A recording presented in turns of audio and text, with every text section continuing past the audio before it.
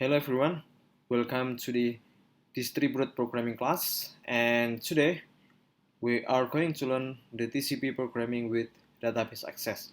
Actually, you have learned about the TCP programming and you also have learned about the database access in your previous project, and today we will combining the TCP programming concept with the database access concept. And actually, we will implement the database access in the server side, then client will connect to the server and the server will connect to the database server. So actually we will implement the database access only on the server side. Okay, let's start the course.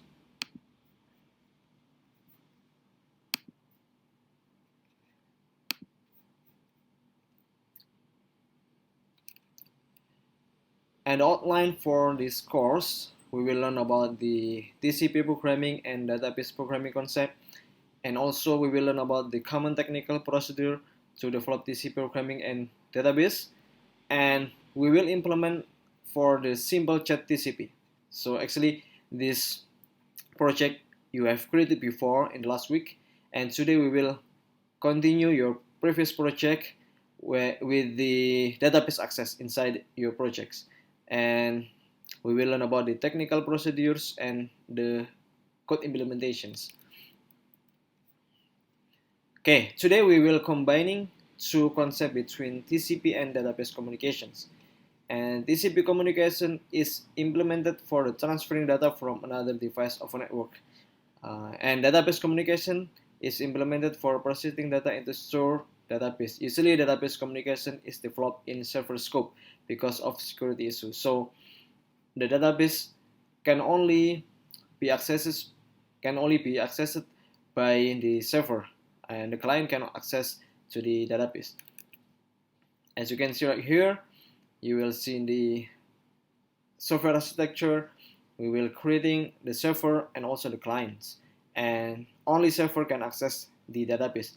If the client wants to access the database, client will connect to the server first, then server will connect to the database. So client will not allowed to access the database.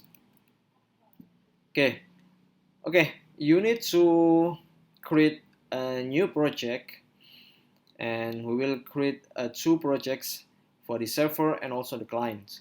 And don't forget to adding the MySQL reference in your project because we will connect to the database, and you need to add this reference in your server project, right? And because we will creating a server that can connect to the database, so you also need to create a simple database right here. And for example, I create the Peter_DB database. Then I will create a one table right here, the chat table, and the chat table will consist of three columns here: ID, content, and time chat. Actually, I want to record every message that client sent to the server, and the message will be inserted into this database. And as you can see here, it contains three columns here: ID, content, and time chat. So every message that the client sent to the server will be saved into this table, and content, this column content will represent the message from the client, and the ID is auto increment, and the time chat, the type of this variable is timestamp, and time chat represent the time when the client sent the message to the server. Okay, you can name your database by yourself, and for example, I just give the name of my database as Peter_DB. Okay, you need to create a server TCP project, and inside the server TCP project you will see the two packages, the model and server TCP. As you can see right here, the chat.java class will represent the chat table from our database, and the server TCP will be as a controller for connecting your program, your server project to your database. And you need to create these two packages, and don't forget to import the MySQL JDBC driver inside your libraries. Okay.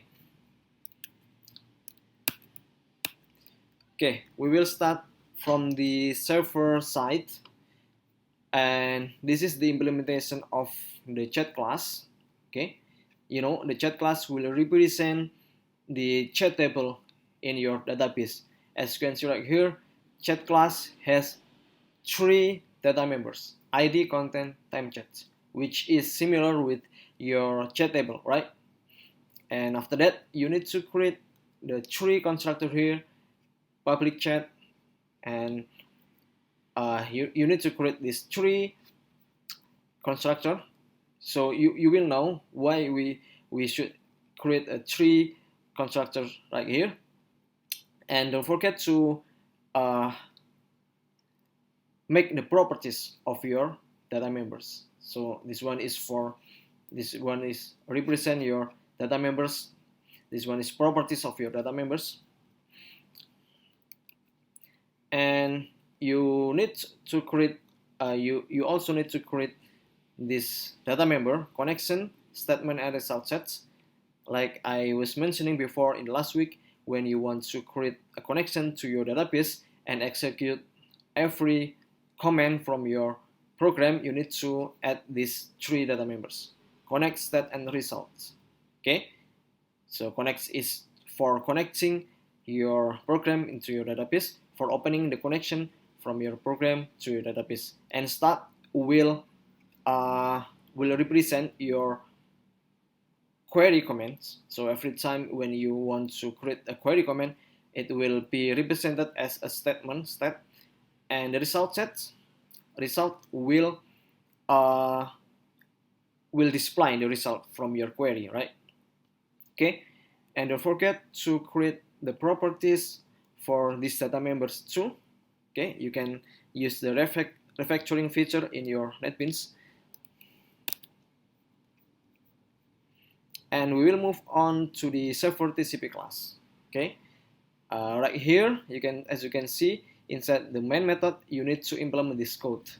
Okay, and you need to create a chat object right here, because every time when the client send a message to the server will connect to the database and will inserting every message from the client into the database, right? And as you can see right here, like I was mentioning before last week, when you build a connection with TCP, you need to create a server socket. Okay, server socket is implemented only in server side. Okay, then after that, you need to create buffer reader and data output stream. If you remember, buffer reader, a variable with the type of buffer reader will represent the message from the client. Okay, and the output stream will represent what the message will send to the client, right? So buffer reader is for receiving message, and the output stream for sending message.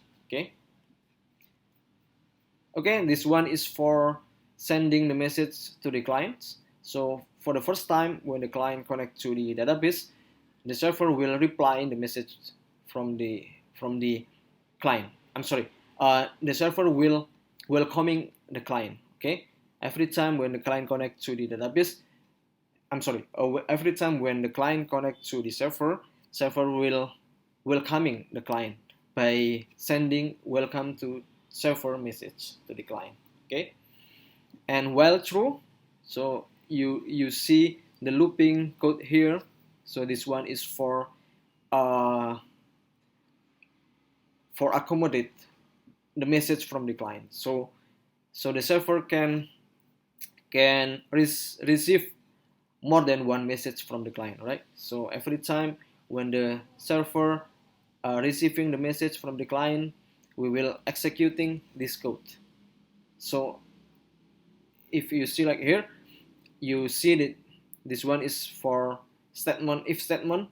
If the server receiving message like this one, so when the client send the exit server message to the server, then the server will stop receiving again the message from the client. So we will put the break code here, then the server will stop receiving message from the client. Okay. You will understand why we should use this code if you have implemented this one. Okay, don't worry if you're still confusing. You just type this code first, then you will know why we should type this code. Okay, and this one is for inserting the message to the database. Okay, as you can see right here, chat.setContent chat client. We will back to this slide. You know that the chat class has the set content properties, right? So this one is for getting the message from the client. Okay, so this is for getting the message to the client, and this method chat.insert will inserting the message to the database. Okay, every time when the server receiving the message from the client, it will be inserted into the database. And this one, release chat data equal chat to display. This one is for displaying the message from the client. So because the server doesn't have a GUI, so this one is for displaying the message from the client into the server console. Okay, right? Then when the server stop receiving the message from the clients, and at the end the server will send the goodbye message to the client. Okay, I will show you my program after this. Okay, I have explained this to you, so I can skip this slide. Okay, this is the detail of function for every method in the chat class. Okay, as you can see right here, the chat class has get connection method and has the insert method, and also it has the display method. You can see at this slide. So the get connection, remember that when you want to connect your program into your database, you need to put the get connection method, right? So this one is for opening the connection into the server. So as you can see right here, you can see the string, the SQL string right here. This string is for opening the connection to the database. So we can call it as a connection string, okay? Because this one is for declaring the connection from your database. So the server is localhost, and this one is the database, and this is the password of your DBMS, the username of your DBMS, and this one is the password of your DBMS. It depends on your DBMS. Okay, and this one is for displaying the message from the client. So actually, you will know why we should use this method after you implement your program. So don't worry if you're still confusing about this. Just type this code first, then I will explain you later. Okay, and this is the insert method for inserting every message from the client to the server. So as you can see here, we need to call the statement variable for executing the SQL query, right? So we have to make sure that our connection is still open. Then we create a SQL variable right here. Then it represents our query command. Okay, so insert into chat what the contents. So the values, what the values. So insert into chat, it means we will inserting the data into our chat table. Okay, and the display method. So this one is for showing every message from the client. So this is inside our chat class in our server side.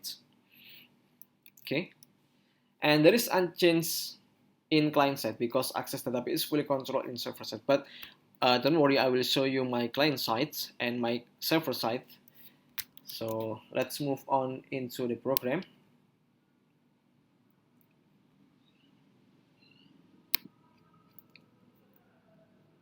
So we will start in the server project. So I create two packages right here, chat and server TCP inside the model and server TCP package. As you can see right here, the chat. Okay.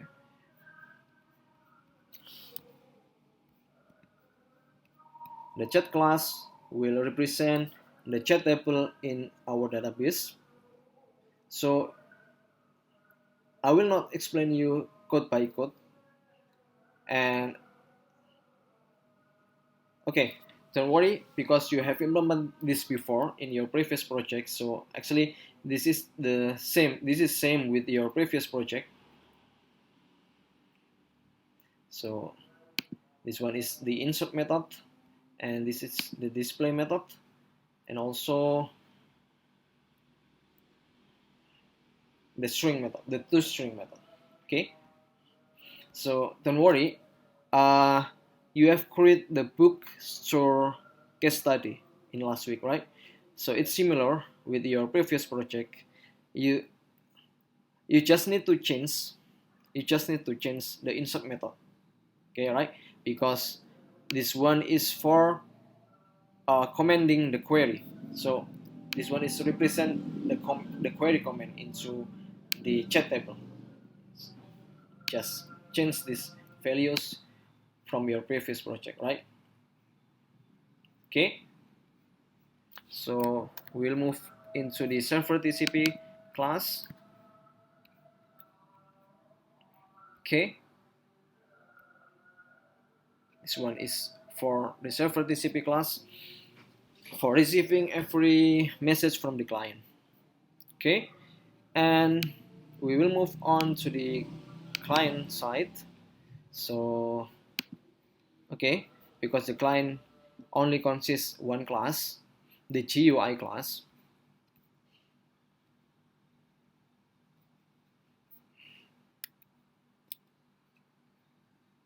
Okay, remember when we create a TCP connection, for the client side, we need to define the socket, right? So this one is represent what is the server IP address because I use the localhost, so I just type localhost right here with the 6000 as a port.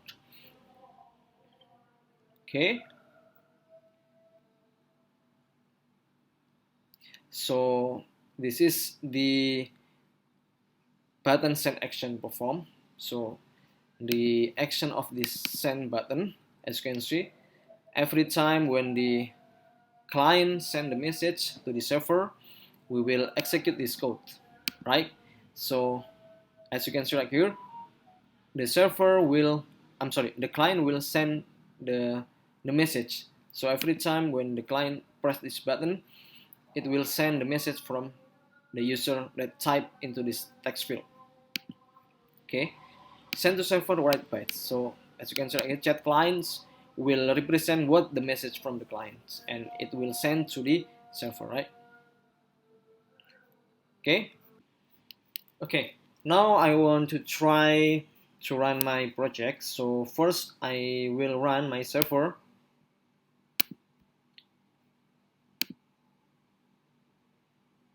Then I will run my client.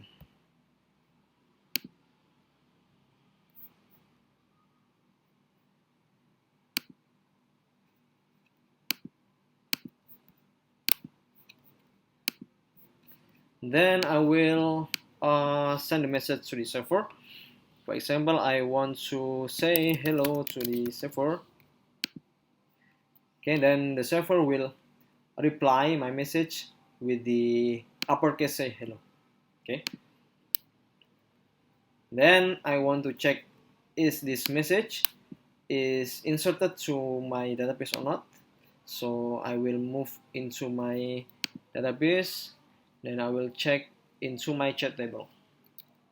Okay, so this one is the chat table.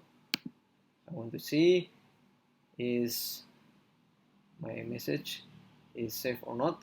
Yeah, it is insert, my message is inserted into the chat table. Okay. Okay, that was our course today. If you have any question, you can ask to me by sending email, and you can also comment to these videos if you have any questions. And okay, thank you for your attention, and goodbye.